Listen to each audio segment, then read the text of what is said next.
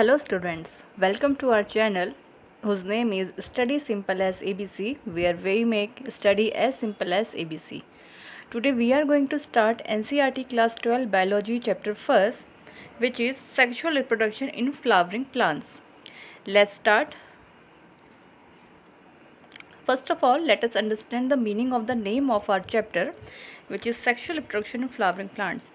Sexual means sexual reproduction. What will happen in sexual reproduction is that male and female gametes will form separately. Then they will come and fertilize. This is called sexual fertilization. I hope this term is clear to you. Then the next term is reproduction. Reproduction means producing something again. It is very important for a species for their continuity. Now, our last term is flowering plants. Flowering plants, we can also call flowering plants as angiosperm. Flower is the reproductive part of a plant. Male and female reproductive part is present in a flower.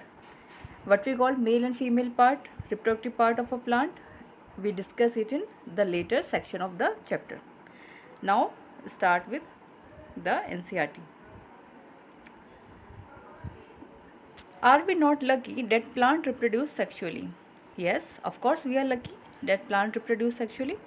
The myriads of flowers that we enjoy gazing at, the scents and the perfume that we swoon over, the rich color that attracts us are all there as aid to sexual reproduction. We have seen the very rich colors of flower. Some are yellow, pinkish, different types of colors, and we get perfume and scent from flower, right? Flowers do not exist only for us to be used for our own selfishness.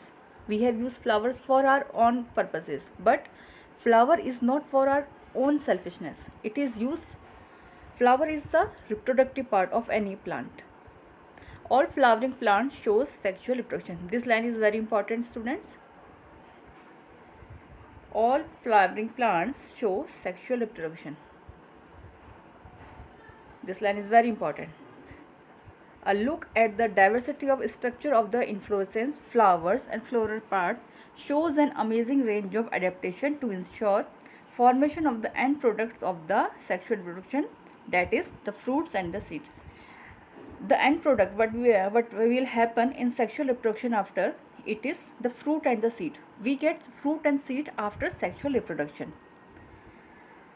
You must have read the term inflorescence, I hope, in class 11 biology. If you not had read, then pay attention here. Inflorescence means arrangement of flower on floral axis. It is of two types. The first one type is racemose and the second type is cymose. There are two type of inflorescence, racemose and cymose. Now the topic 1.1. Flower, a fascinating organ of angiosperm. Definitely, flower is a very fascinating organ. Even insects also get attracted to flower. Even we also get attracted to flowers, right? Human beings have had an intimate relationship with flowers since time immemorial. We have not recall and what we understand, but we have intimate relationship with flower.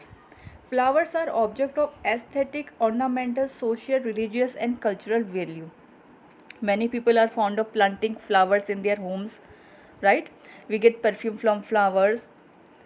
Along with that, we also use flower in many of our festivals. You must remember that on Rose Day, you rose. It is also a flower. We also use flower in many ways. Be it in any religion, flower has a great significance in it. Okay, student.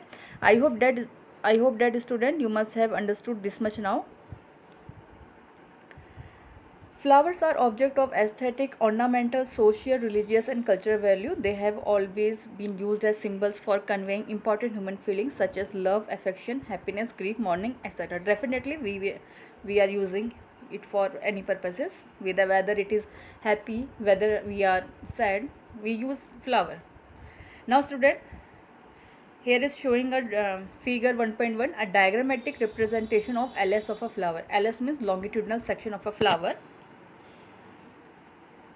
We are starting from outer to inner part. The outer part, first of all, the outer part is sepal. Sepal is the green part, or we can say the leafy part of any flower. It provides protection to the inner walls of, we can say, inner part of the flower. Protection work for sepal. And the whorl, or we can say group of sepal, is called calyx. Okay, friend. Now we enter the another part. The another part is petal.